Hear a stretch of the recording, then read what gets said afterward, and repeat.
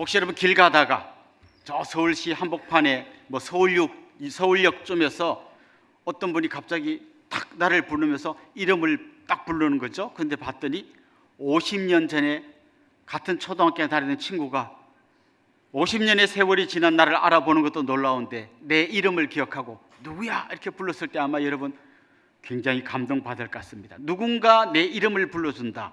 이건 보통 이야기가 아니라 굉장히 내 가슴을 따뜻하게 해주는 그런 이야기가 될 것입니다. 김춘수라고 하는 아주 유명한 시인이 쓴 시가 있습니다. 꽃이라는 시가 있는데요, 한 구절만 제가 읽어볼게요. 내가 그의 이름을 불러주기 전에는 그는 다만 하나의 몸짓에 지나지 않았다. 내가 그의 이름을 불러주었을 때 그는 나에게로 와서 꽃이 되었다. 내가 그의 이름을 불러준 것처럼 나의 이 빛깔과 향기에 알맞는 누가 나의 이름을 불러다오. 그에게로 가서 나도 그의 꽃이 되고 싶다. 누군가 이름을 불러줄 때 정말 우리 가슴 속에 큰 감동이 일어나는 거죠. 오늘 여러분 로마서 16장 읽으면서 뭔가 가슴에 딱 와닿은 말씀 있으셨습니까? 아마 대부분의 분들은 이 새벽에 일어나서 혀도 잘 안 굴러가는데 많이 들어보지도 못한 수많은 사람들의 이름이 나오는 걸 여러분 보셨을 겁니다. 누구에게 문안하라, 누구에게 문안하라, 누구에게 문안하라는 여러 이름들이 나왔습니다. 오늘 우리가 16절까지 읽었습니다만은 마지막 절까지 읽어보면 오늘 본문에 소개된 이름이 27명 정도 됩니다. 그 27명의 사람들 한 명 한 명을 기억하면서 그 사람들에게 문안하라고 말하고 있는 이 사람은 누굴까요? 그는 바로 바울입니다. 우리가 보통 바울을 떠올리면 거의 람보 같은 이미지가 떠오릅니다. 혼자서 적진을 향해서 공격해서 아주 적진을 초토화시키고 혼자 살아남아서 또 탈출해 나가는 아주 멋진 영웅을 생각할지 모르겠습니다. 그건 우리의 생각이고 바울 자신은 한 번도 자기를 그런 사람으로 생각한 적이 없습니다. 그는 오히려 수많은 동역자들의 도움을 받아 이렇게 힘있게 나아갈 수 있는, 그래서 자기 곁에는 자기를 위해서 기도해주고 자기와 함께 동역하는 수많은 사람들이 있다는 것을 늘 잊지 않고 또 그들을 기억하고 그들을 위해서 기도하고 그들의 이름을 불러주는 걸 보게 됩니다. 보통 우리가 어떤 축구 경기, 국가대표들이 벌이는 축구 경기 보고 나면 그 다음날 뉴스에 누가 주로 나오나 하면 골 있는 사람 나옵니다. 근데 그 골 있는 사람이 자기 진영부터 상대방까지 혼자 공 몰고 가서 골 있는 거 아닙니다. 자기 편 골키퍼가 막아주고 그걸 누구에게인가 패스해주고 그 패스가 기가 막히게 이어져서 마지막 자기가 골을 넣은 거예요. 그런데 사실은 혼자 넣은 게 아니라 신문에는 자기 이름만 나오지만 어시스트 해준 사람도 있고 어시스트 한데 또 보내준 사람이 있고 그 전에 보내준 사람이 있고 수많은 사람들의 작은 발짓들이 만나가지고 골이 된 거예요. 그게 다가 아닙니다. 감독의 작전 지시가 있고 코치의 또 여러 가지 가르침이 있었고 뿐만 아니라 다리 아플 때 팀 닥터가 그 사람 다리를 또 고쳐주고 뿐만 아니라 그 관중석에 있는 수많은 사람들의 응원이 모여가고 그 한 골이 나온 것이죠. 바울은 자기가 수많은 사역을 감당했지만 이게 혼자 한 게 아니라 수많은 동역자들의 기도와 눈물로 됐다는 것을 이야기하고 있습니다. 여기 나는 수많은 사람들을 하나로 묶어서 원팀이 되게 해준 그 놀라운 이야기가 오늘 본문에 나오고 있는 거죠. 바울이 한 사람 한 사람의 이름을 불러주었던 것처럼 저는 주님께서 마지막 날에 여러분 한 분 한 분의 이름을 불러주실 줄로 믿습니다.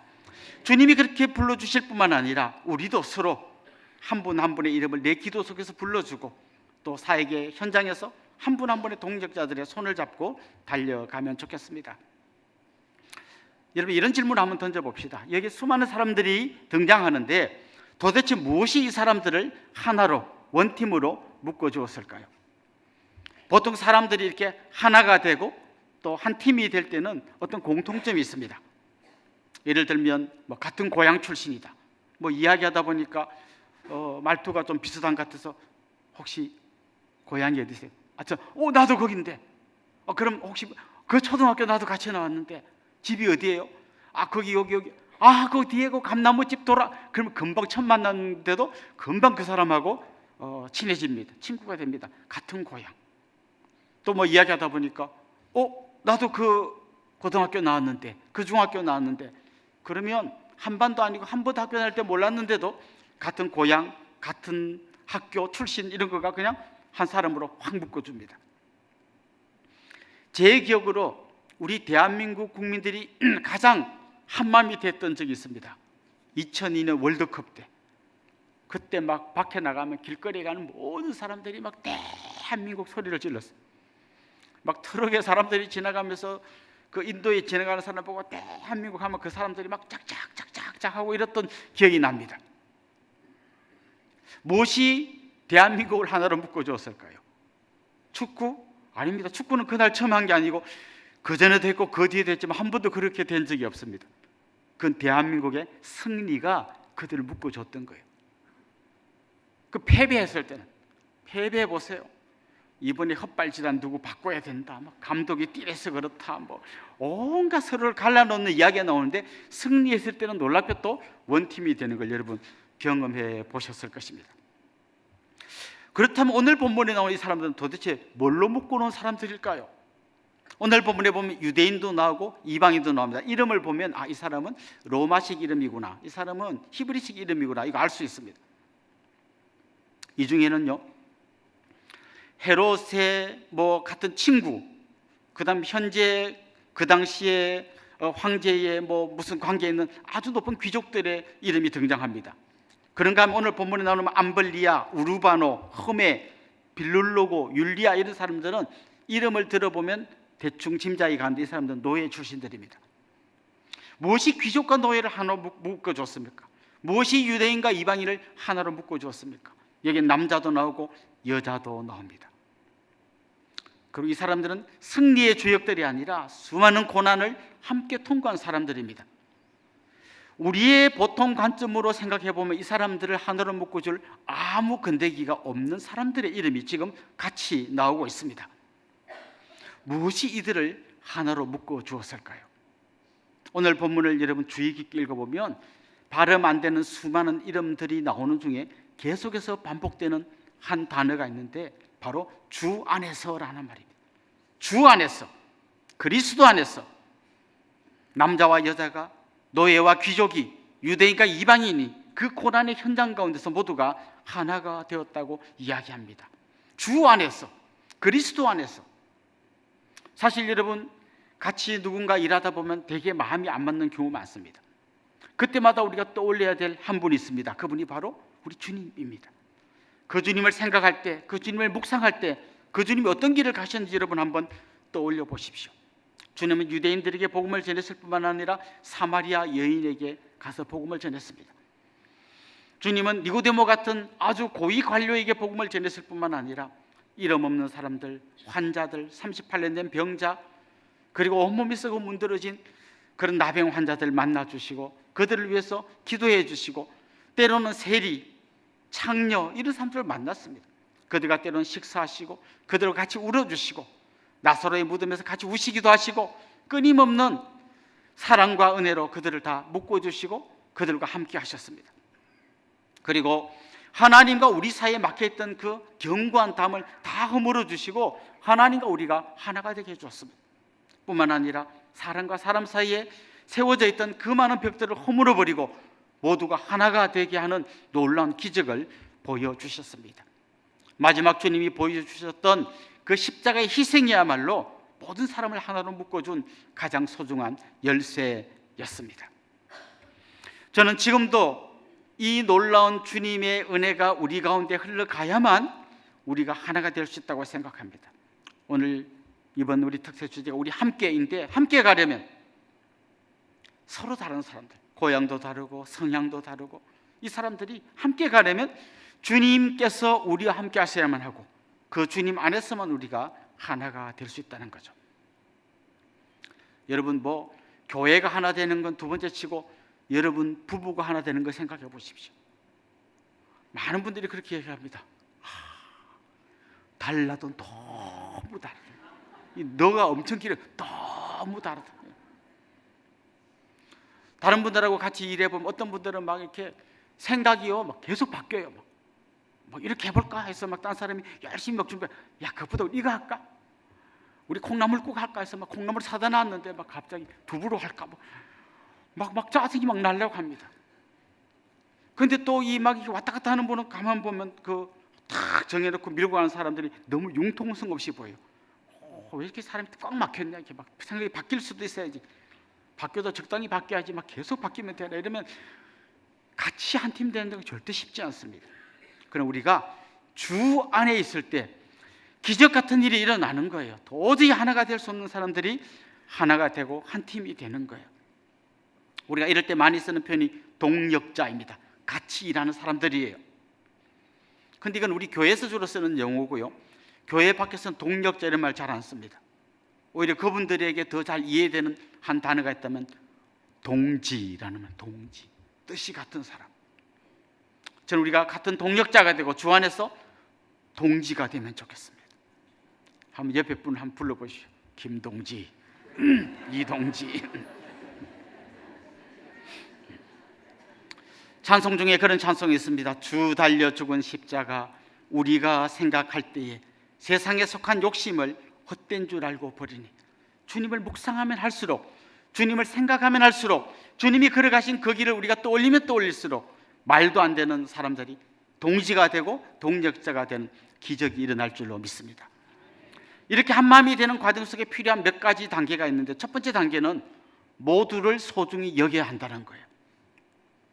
오늘 본문에 보면 수많은 사람들의 이름이 등장하는데요, 대표적으로 몇 사람을 생각해 보면 첫 번째 등장하는 사람이 베베라고 합니다. 베베는 여자분이에요. 이분은 아마 추측컨대 과부였을 것 같아요.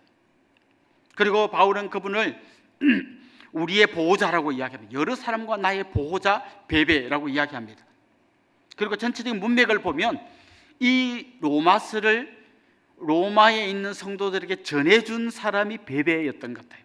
이 베베라고 하는 여자 집사님이 이 편지를 전달했던 것 같아요. 사랑의 우편 배달부 역할을 한 거죠.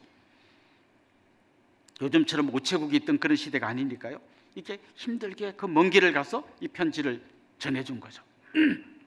또 이 로마서 제일 마지막 부분에 가보면 드디오라는 이름이 나옵니다.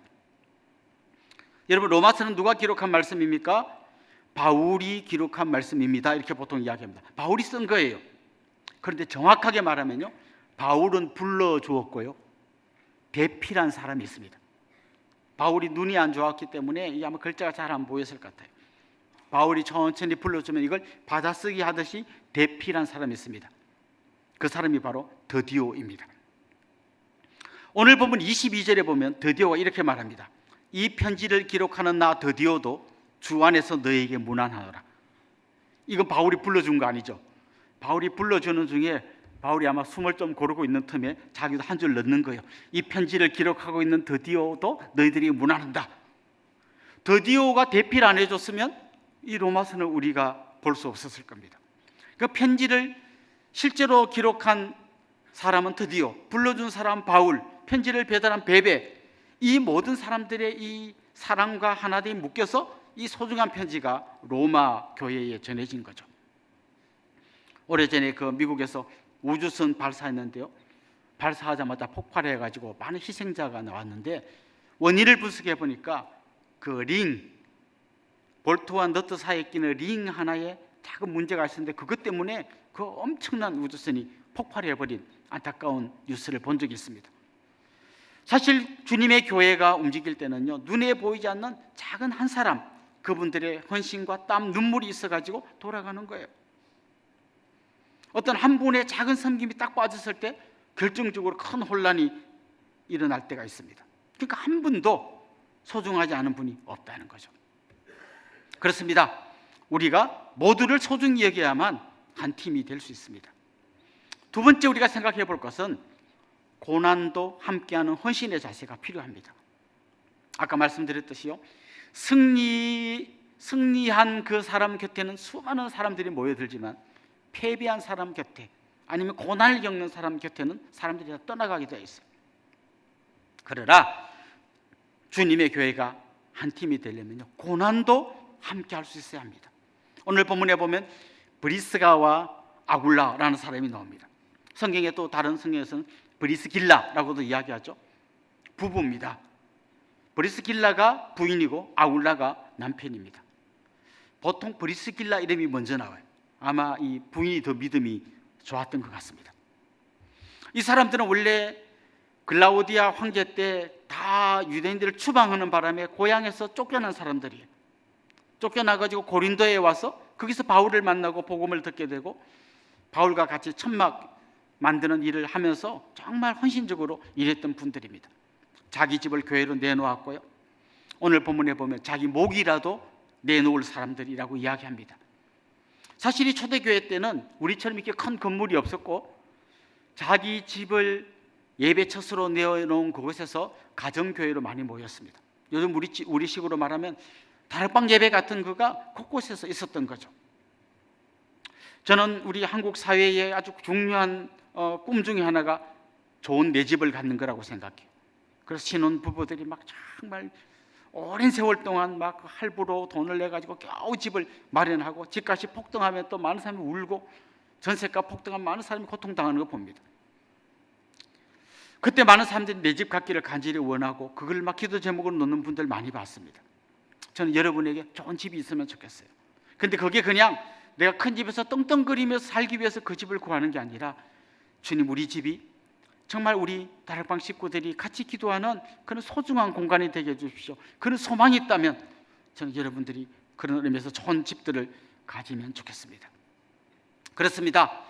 우리 주님은 그냥 늘 병 고치고 오병이의 기적이 일어나는 이 현장에만 계셨던 게 아니라 그 주님이 지는 십자가, 그 주님이 또 고난당하는 그 현장에 우리가 함께 하기를 원하고 계십니다.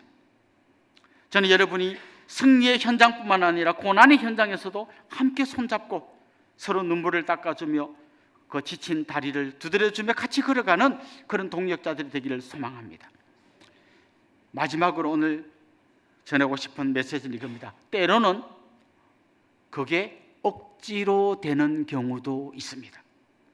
같이 하고 싶지 않지만 때로는 억지로 함께 할 수도 있습니다. 오늘 본문에 보면 루포의 어머니라는 분이 나옵니다. 루포의 어머니에게 무난하라는 표현이 나옵니다. 루포가 누굴까요? 루포라는 이름이 마가복음에도 나옵니다. 마가복음 15장 21절에 보면 예수님께서 십자가를 지고 가다가 지쳐서 쓰러졌을 때 대신 십자가를 진 사람이 있습니다. 여러분 누군지 아시겠습니까? 네, 구레네 시몬이 대신 십자가를 졌습니다.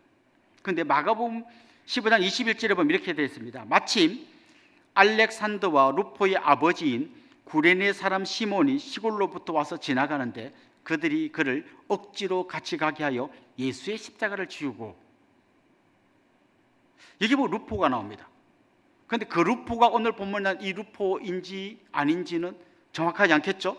워낙 비슷한 이름이 있을 수도 있잖아요. 그런데 이런 질문을 던질 수 있습니다. 마가가 어떻게 예수님 대신 십자가 진 사람이 누군지 알고 그 집 아들 이름까지 다 알까? 그렇잖아요? 그 많은 군중들 중에 야, 너 나와서 한 명이 십자가 대신 졌는데 마가복음을 기록한 그 사람이 어떻게 그 집 아들 이름까지 다 알까? 여기서 많은 성경학자들이 분명히 이 구레네 시몬이 나중에 기독교 공동체에 들어왔고 그래서 그 집 아들 누군지를 마가도 알고 이미 그리스도인들이 다 아는, 구레네 시몬 하면 다 아는 바로 그 사람이라는 거죠. 그렇다면 그 루포가 이 루포일 가능성이 매우 높습니다. 여러분 구레네 시몬 한번 생각해 보십시오. 이 사람은 이렇게 뭐 구경하다가 갑자기 야, 너 나와 해가지고 십자가 대신 지고 왔습니다. 그때 어떤 마음이었을까요? 정말 이건 뭐 말로 할 수 없어. 뭐야 이거, 나 지금 성지순례 왔다가 갑자기 지금 있잖아요, 너 나와 해가지고 장난도 아니고 그 큰 십자가를 자기 대신 지고 간 거예요. 속으로 그렇게 야, 재수 더럽게 없다. 하필이면 그 많은 사람들이 나를 불러냈냐. 근데 나중에 그는 이랬을 것 같아요. 자기가 대신 십자가를 지고 갔기 때문에 원래 십자가를 져야 되는, 자기는 그전까지는 알지도 못했던 예수라는 사람이 도대체 저 인간이 누길래 내가 저 사람 대신 십자가를 진다고 생각했을 거예요. 근데 그는 며칠 후에 그 사람이 살아났다는 얘기를 들었을 거고요. 마침내 어느 순간 그가 그리스도인이 되고 이 편지에 등장하는 바로 그런 주인공이 되었을 수도 있다는 거죠. 때로는 우리의 모든 주님의 사역은 은혜의 감격에서 기쁨으로 하는 거예요. 근데 아주 드물게 순서가 바뀌는 경우가 있습니다. 일단 억지로 해놓고 나중에 은혜 받고 깨닫는 경우도 드물게 있습니다. 오늘 이 아침에 정말 기도하고 싶어서 간절한 마음으로 오신 분도 있겠고요, 아마 드물게 억지로 오신 분도 있을 거예요. 우리 특송할 때 보면 어린 꼬마들이 막 진짜 요만한 애들이 막 이렇게 하고 있을 때 보면 막 정말 막 가슴 속에 너무 큰 감격이 일어납니다. 애들은 막 눈도 안 뜨지는데 억지로 엄마한테 막, 이 표현이 맞는지 모르겠습니다만 끌려온 아이들도 있을지 모르겠어요. 그러나 저는 그런 사람도 하나님이 은혜 주시면 놀라운 믿음의 사람으로 서게 될 줄로 믿습니다. 나중에 이 아이가 자라가지고 자기 인생길 걸어가다가 정말 너무 힘든 순간 만났을 때 그 아이가 절에 갈 확률은 굉장히 낮아요. 어딘가 누구에겐가 좀 막 기도해보고 싶을 때 어디 가서 기도할 것 같습니까? 그 아이가 전부 산에 가서 막 그 돌 앞에 가서 빌 확률은 저는 거의 없다고 생각해요. 그 엄마가 눈물을 흘리며 기도하던 그 하나님께 내가 그때는 뭣도 모르고 막 걸려갔지만 그 새벽에 내 손 잡고 간 그 엄마가 기도하던 바로 그 현장에서 나도 기도하고 싶은 마음이 들지 않겠습니까? 어쩌면 여기에 막 특색 한 번도 안 나왔는데 오늘 우리말 특송이니까 꼭 나와야 된다 해가지고 막 그냥 반강제로 오신 분도 있을지 모르겠어요. 이런 걸 왜 하는지 몰라 하고 서 있는 분도 있을지 모르겠어요. 그러니까 때로는 이 구레네 시몬처럼 억지로 끌려갔지만 놀라운 믿음의 주인공이 되는 경우도 있다는 것이죠. 사랑하는 성도 여러분, 우리는 우연히 만난 사람들이 아닙니다. 우리는 주 안에서 만난 사람들입니다. 우리가 이렇게 하나 될 수 있는 소중한 비밀 중에 하나는 주님께서 먼저 그 길을 가셨기 때문입니다. 그래서 우리는 주님이 그랬던 것처럼 모든 사람 한 명 한 명을 소중히 여기고, 때로는 고난도 함께하고, 때로는 좀 힘들 때는 억지로라도 함께 가면서 정말 주님이 기뻐하는 아름다운 원팀을 이루면 좋겠습니다. 오늘 설교 제목처럼 같이 가야 멀리 갈 수 있습니다. 함께 손잡고 걸어가는 귀한 동역자, 귀한 동지들이 될 수 있기를 주님의 이름으로 축원합니다.